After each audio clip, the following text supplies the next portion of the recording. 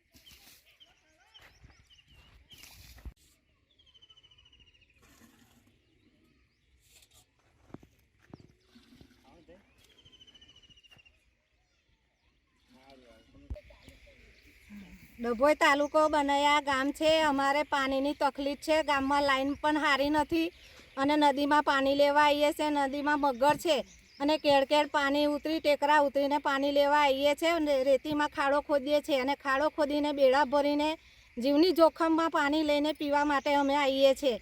તો વહેલી તકે અમને પાણીની સમસ્યા વહેલી તકે અમને પાણીની સગવડ કરી આપો। કેટલા સમયથી છે? 1.5 વર્ષથી પાણી આવતું જ નથી લાઈનમાં। તો કઈ રીતે પાણી ભરો છો? અમે ટેકરા ઉતરીને આવીએ છીએ અને આ જીવના જોખમમાં આવીએ છીએ। નદીમાં મગર રહે છે તો અમે બધા ટોરે થઈને બીકના માર્યા બધા ટોરે વળીને નદીમાં પાણીમાં ઉતરીને પાણી ભરવા આવીએ છીએ। કઈ રીતે અહીંયા આવો તો કઈ રીતે ખાડો ખોદો? અમે વાડકાથી રેતી કાઢીને પાણી કાઢીએ છીએ।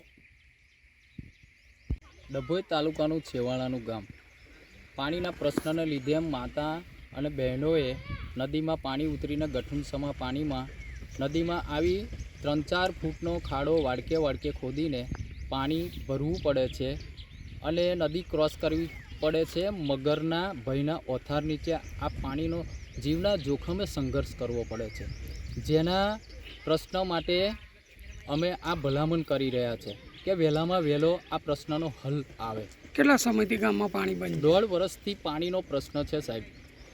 છતાં પણ કોઈ સમસ્યાનો ઉકેલ જ નથી આવતો પાણીનો 1.5 વર્ષથી.